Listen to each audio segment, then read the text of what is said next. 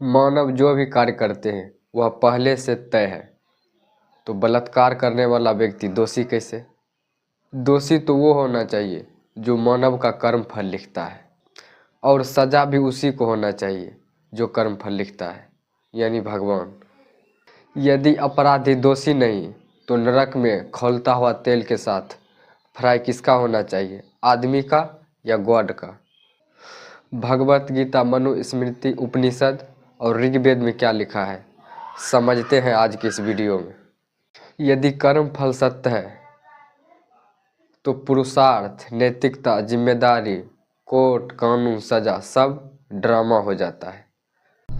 नमस्कार दोस्तों, सोचो कल तुम्हारे घर कोई दर्दनाक घटना घट जाए, जैसे चोरी, हत्या, मर्डर या रेप, और आप पुलिस के पास जाओ जस्टिस के लिए, और पुलिस आपसे कहे कि ये तुम्हारे पिछले जन्म का कर्म है, इसे भोगो। क्या आप मान लोगे?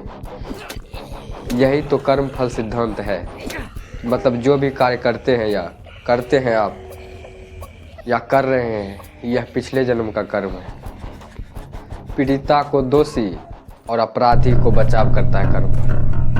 आज बात साफ करेंगे, कर्म फल इंसाफ देता है या इंसाफ को मारता है? कानून कहता है सबूत दो और इंसाफ लो। कर्म सिद्धांत कहता है सवाल मत करो, बस आपके साथ जो भी दुख घट रहा है वो आप उसे सहते रहो। आज भावनाओं से नहीं बल्कि तथ्य और तर्क से बात करेंगे, क्लियर कट। श्रीमद् भगवद गीता अध्याय 2 श्लोक संख्या 47 में, तेरा अधिकार सिर्फ कर्म करने पर है, उसके फल पर नहीं। फल की चिंता मत कर, सिर्फ कार्य कर, यानी कर्म कर। दुनिया में ऐसा कोई भी व्यक्ति होगा जो बिना सोचे कार्य करता होगा? फल की चिंता मत, बिल्कुल ही गलत बात है कि सिर्फ काम कार्य करते जाओ और फल का चिंता बिल्कुल भी मत करो। मनुस्मृति अध्याय 4 और श्लोक संख्या 240 में, यह आत्मा आदि से ही अनादि और नित्य है, लेकिन अपने कर्म के अनुसार बार बार जन्म लेती है। अध्याय 12 और श्लोक संख्या 3 और 4 में, प्राणी अपने कर्म से ही जन्म लेता है और उन्हीं कर्म के अनुसार दुख और सुख का प्राप्ति होता है। पूर्व जन्म में जो प्राणी कार्य करता है जैसा, उसको इस जन्म में उसी तरह सुख और दुख का अनुभव होता है। गरुड़ पुराण अध्याय 2 और श्लोक संख्या 23 और 24 में, मनुष्य अपने कर्म से ही जन्म लेता है और कर्म से ही नीचे यानी नरक में गिरता है और कर्म से ही स्वर्ग और नरक पाता है। अध्याय 5 श्लोक संख्या 20, जैसे कर्म वैसा भविष्य। कर्म सिद्धांत का बीज उपनिषद में बोया गया, भगवत गीता ने उसका दार्शनिक रूप दे दिया और मनुस्मृति ने सारे हदें पार कर दी। यहीं से जाति व्यवस्था का जन्म हुआ। यदि हम कर्म फल को सही मान लें तो अपराधी बच जाता है और जिसके साथ क्राइम हुआ है उसी पर क्राइम का बोझ थोप दिया जाता है। यदि कर्म फल सत्य है तो संविधान का क्या जरूरत, जज का क्या, मानव अधिकार का क्या? ये सब ड्रामा बन जाता है। कर्म सिद्धांत ने सदियों तक कहा गरीब क्यों है, क्योंकि वह पिछले जन्म में कोई पाप किया होगा। स्त्री पर अत्याचार उसके पिछले जन्म का कर्म, दलित उत्पीड़न पिछले जन्म का कर्म। ये न्याय नहीं, गुलामी का मनोविज्ञान है। अगर एक बच्चा बलात्कार का शिकार हो जाए तो क्या उसके पिछले जन्म का कर्म है? नहीं। मजदूर भूखे मर जाए तो क्या उसके पिछले जन्म का कार्य है? अगर यही तर्क सच है तो कानून, संविधान, व्यवस्था सब बेकार है, क्योंकि कर्म से तो पहले फिक्स है आदमी का कर्म, जो भी काम करेगा इस धरती पे। हमारा दर्द, अपराधी का हक, क्योंकि ब्रह्मांड का हिसाब चल रहा है। जन्म का वास्तविक में क्या अर्थ होता है? जन्म जेनेटिक्स प्लस सोसाइटी, भविष्य एजुकेशन प्लस अपॉर्चुनिटी। संघर्ष आपको महान बनाता है। कहीं भी पिछले जन्म का बैंक खाता नहीं है।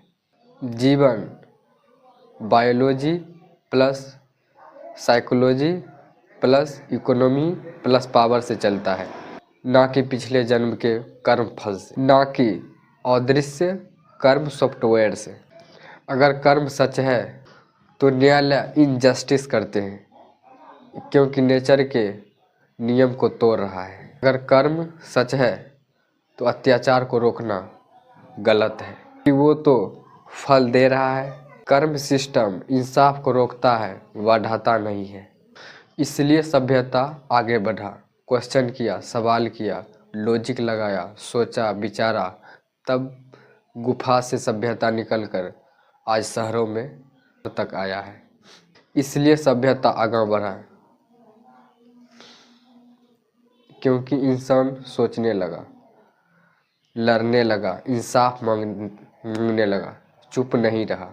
कर्म ने चुप कराया आदमी को, कर्म फल ने मानव को चुप कराया, लेकिन कानून ने आदमी को सोचने, समझने और इंसाफ मांगने पर मजबूर किया। इंसाफ भाग से नहीं, कानून से मिलता है। आज की लड़ाई किसके बीच है? कर्म का डर और सच की आवाज़। अगर तुम न्याय चाहते हो तो कर्म फल के सिद्धांत से नहीं जस्टिस मिलेगा, बल्कि संविधान, विज्ञान और मानवतावाद के केंद्र में रखकर मिलेगा। इंसाफ आसमान में नहीं बल्कि मनुष्य के हाथों में है। आदमी को कर्म फल नहीं बल्कि जिम्मेदारी और नैतिकता महान बनाता है। इसका उदाहरण बहुत है। डॉक्टर भीमराव अंबेडकर जी, ज्योतिबा फुले, गौतम बुद्ध, कबीर दास जी, ऐसे कई उदाहरण है अपने हिस्ट्री में। तो फैसला आपको करना है, जिम्मेदारी लेना है या चुपचाप सहते रहना है क्राइम को, पिछले जन्म का कर्म फल। वीडियो कैसा लगा कमेंट में ज़रूर बताइएगा। जय हिंद, जय भारत।